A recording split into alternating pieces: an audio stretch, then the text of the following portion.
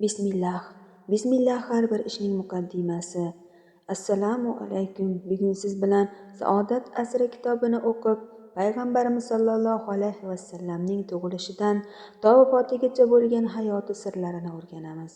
Video boshidanoq kanalga obuna bo'lishni unutmang. Muallif Ahmad Lutfiya Qozonchi. Saodat asri 1-kitob 45-qism. Bismillahirrohmanirrohim. Bilol Habashi. Payg'ambarimiz yana o'zlari yashab turgan olamga qaytdilar. Muborak dudoqlaridan navbatdagi ilohiy hukm butun pokizaligi va samimiyligi bilan mo'minlarning qulog'iga quyila boshladi. Vallayli iza yaxsha. Borliqni zulmatga o'rab kelayotgan kechaga qasam, yorishib ko'ringan kunduzga qasam, erkak ayolni yaratgan zotga qasamki, shak shubhasiz sizlarni sa'y-harakatlaringiz xilma-xildir.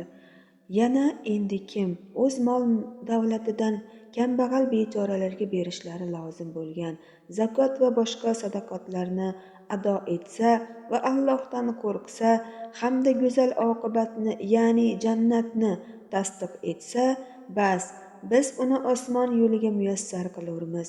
Endi kim baxillik qilsa va o'zini Alloh huzuridagi ajr mukofotlaridan behojat bilsa hamda go'zal oqibatni yolg'on desa, bas uni biz og'ir yo'lga muyassar qilurmiz va u do'zaxda halok bo'lgan vaqtida mol-u dunyosi unga foyda bermas. Shak shubhasiz hidoyat yolg'iz bizning zimmamizdadir. Shak shubhasiz oxirat ham dunyo ham yolg'iz biznikidir. Bas men sizlarni lovullab yonib turgan olovdan, do'zaxdan ogohlantirdim.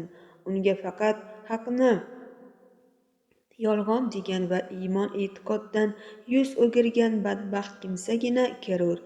O'zi pokdomon bo'lib, mol davlatni yaxshi yo'lida sarf qiladigan taqvodor zot u do'zaxdan yiroq qilinur.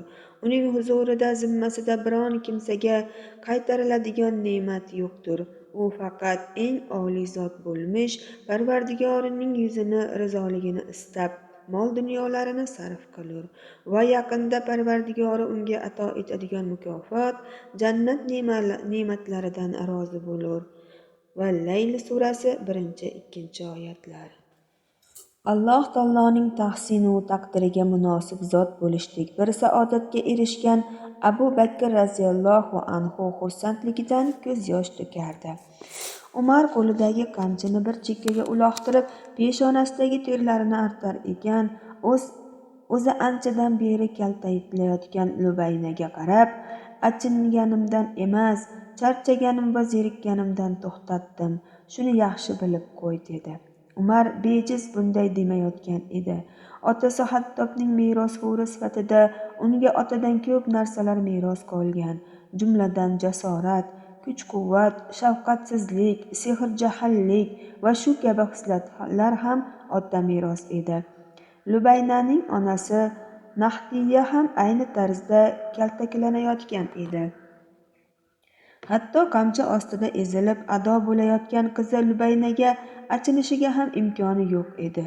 Umar Lubaynani so'nggi marta insofga chaqirdi va rad javobini oldi. Xo'sh, Lubayna hozir yana savalashimni bilasanmi? Dedi tutoqib.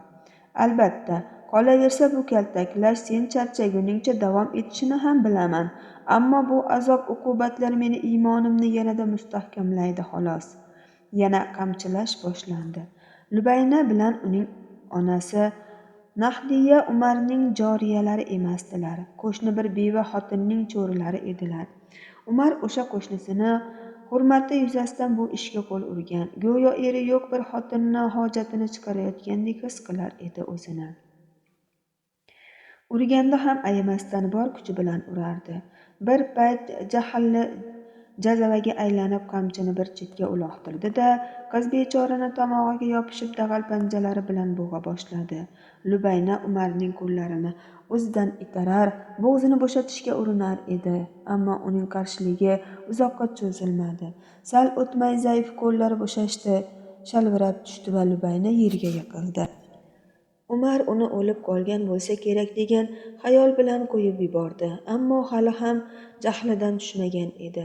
Qo'rquv va dahshat ichida qizning ahvolini kuzatayotgan onaning ustiga yopirildi.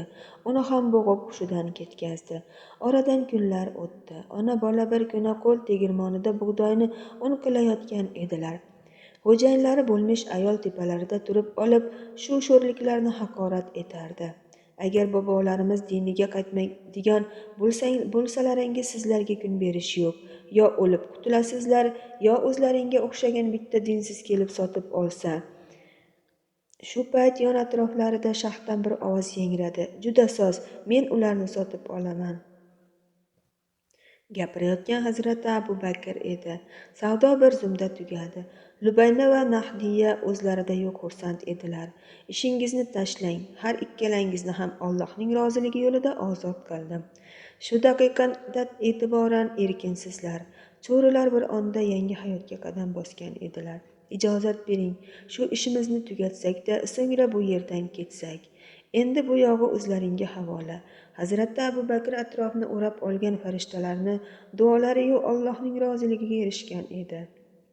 Uning haqida chin ko'ngildan o'qigan duo-yu iltijolar Mavloning yuksak dargohiga yetib borgan eng maqbul duolar qatoridan o'rin olgan edi, inshaalloh. Ona bola bu uyda cho'rilik bilan bog'langan va hurriyatga erishish bilan natijalangan so'nggi ishlarini tugatar ekanlar, ham bu zolim ayolning, ham Umarning g'azabidan qutulganliklariga tinmay shukr qilar edilar. Ular ulug' zot bo'lmish Abu Bakrning ortidan zo'r havas va minnatdorchilik tuyg'ulari bilan ila uzoq vaqt qarab qoldilar.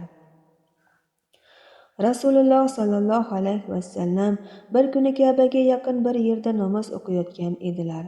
Amr ibn Hishob Abu Jahl chidab tura olmadi. Nimalardir qilib bo'lsa-da janjal chiqargisi keldi. Asabiy holatda payg'ambarimizning ustilariga bostirib keldi. Bundan keyin yana shu yerda namoz o'qiganingni ko'rguday bo'lsam, holingga voy dedi vahshat bilan. Bordi-yu, qaysarlik qilsang qavmimni, qabilamni yordamga chaqirib bo'lsa ham bu yerdan haydab chiqaraman. Holbuki Rasululloh sallallohu alayhi vasallam Amr ibn Hishomning do'q-po'pisasi tufayli vazifalarini tark etolmas, namozni to'xtata olmas edi. Chunki bu kishiga vazifa yuklangan, payg'ambar qilib jo'natgan zot Amr emas. Binobarin Muhammad alayhissalom uylariga qaytib kelganlarida Jabroil amin janobi haqning salomini navbatdagi vahiyni keltirdi. Bu vahiy ilk bor tushirilgan 5 ta oyatni davomi edi. Darhaqiqat, inson o'zini boy behojat ko'rgach albatta tug'yonga tushar, haddidan oshar. Albatta yolg'iz Parvardigoringga qaytishing bordir. Ey inson, bir bandani, ya'ni Muhammad alayhissalomni namoz o'qigan vaqtida namozidan to'sadigan kimsani ko'rdingmi? Xabar berginchi, agar u namoz o'qiguvchi o'zi to'g'ri yo'lda bo'lsa yoki o'zgalarni taqvoga buyursa, uni namozdan va taqvodan to'sgan kimsa halok bo'lmasmi? Xabar berginchi, agar u namozdan to'suvchi kimsa Allohning kitobini yolg'on desa va yuz o'girsa, albatta Alloh uning barcha qilmishlarini ko'rib turishini bilmasmi? Yo'q, qasamki, agar u bunday gumrohlikni to'xtatmasa, albatta biz uni peshona sochidan, o'sha yolg'onchi adashgan peshona sochidan tutarmizda jahannamga oturmiz. Bas, u o'zining jamoasini yordamga chaqiraversin, biz esa azob farishtalarini chaqirajakmiz. Yo'q, siz unga toat etmang va Allohga sajda ibodat qiling, u zotga yaqin bo'ling. Bir kuni son jihatdan hali uncha ko'p bo'lmagan sahobalar suhbatlashib o'tirar edilar. Suhbat orasida Xudo haqqi, Qurayshliklar Qur'onni ochiq oydin o'qilganini ham biron marta ham eshitganlari yo'q. Biron bir mard yigit o'rtaga chiqib Qur'ondan tilovat qilsa, zo'r ish bo'lardi-da, dedilar. Kichkina bo'yli, ozg'ingina bir odam otilib chiqdi. Mana men tilovat qilaman, dedi. Bu odam Uqba ibn Abu Muaytning sobiq quli Abdulloh ibn Mas'ud edi. Yo'q, u shunday bir odam bo'lsinki, toki boshiga biron falokat tushsa orqasida madad beradigan kishi tursin deyishdi. Meni Alloh o'z panohida asraydi deya javob qildi Abdulloh va o'rtaga chiqdi. Masjidi haramga kirdi. Baland ovoz bilan Bismillahirrohmanirrohim dedi va Ar-Rohmanu allamal Qur'on deya tilovat qila boshladi. Odamlar orasida nimalar deyapti Ibn Ummu Abd? Shoshmay tur, eshitaylikchi degan ovozlar eshitildi. Abdulloh bor kuchi bilan baqirib Qur'onni tilovat qilar edi. Mehribon Alloh Qur'onni ta'lim berdi. U zot insonni yaratib, unga dilidagi maqsadini ayon eta olish uchun bayoni nutqni ta'lim berdi. Quyosh ham, oy ham aniq hisob-kitob o'lchov bilan joriy bo'lur. O't-o'lan ham, dov-daraxt ham yolg'iz Allohga sajda qilur, bo'ysunur. U zot osmonni baland qilib qo'ydi va sizlar tosh tarozuda tug'yonga tushmasliklaringiz, ya'ni o'zlariga zulm qilmasliklaringiz uchun mezon tarozusi o'rnatildi. Ey insonlar, o'zaro oldi-berdi muomalalaringizda to'g'ri adolat bilan tortinglar va tarozidan urib qolmanglar. Ibn Mas'ud ortiq davom ettira olmadi. Bu odam Muhammaddan o'rgangan narsalarini o'qiyotgan bo'lmasin tag'in deya xavotirlik bilan berilgan savolga, ha, gapingiz to'g'ri, men hozirgina tilovat qilgan Qur'on oyatlarini bizga Muhammad Rasululloh o'rgatdilar deya javob qildi.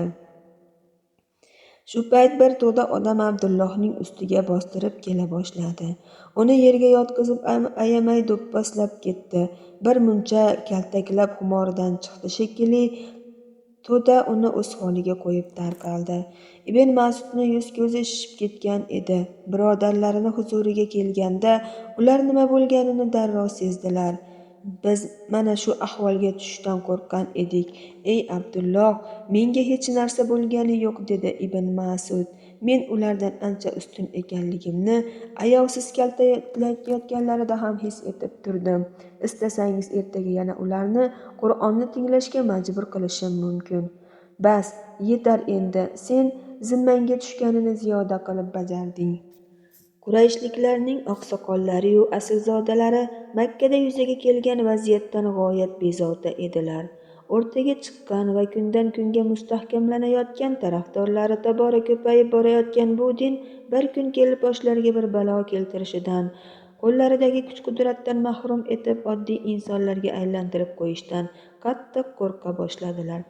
Bu kechagina bir chaqalik qadri bo'lmagan qullar, joriyalar ertak boshlariga chiqib obro'-e'tiborli kishilarga aylanishlari, ular bilan teng va hatto ustun bo'lib ketishlari hech gap emas edi. Birov odam o'rniga ko'rmagan Bilol singari Ibn Ummu Abd kabi qullarning, cho'ponlarning oxiratga havas qilsa arzugidek voqealarga erishishi haqidagi mish-mishlar juda keng tarqaldi. Shuning uchun temirni qizig'ida bos deganlaridek o'z vaqtida bu ofatni oldini olish kerak degan xayolda bo'ldi bu aslzodalar. Valid ibn Mug'ira boshchiligida yoshi ulug'roq bir necha kishi Abu Tolibning eshigini qoqib kelishdi. Abu Tolib ularni iloh kutib oldi, izzat-ikrom ko'rsatib ichkariga taklif etdi. Bir pas u yoq bu yoqdan gaplashib o'tirdilar. So'ngra gap jiyani o'rtaga chiqargan yangi dinga borib taqaldi. Jiyanini bizning ilohlarimizga til tekkizdi, ularni haqorat qildi, bizni aqli raso kishilarimizni ahmoqlikka da aybladi.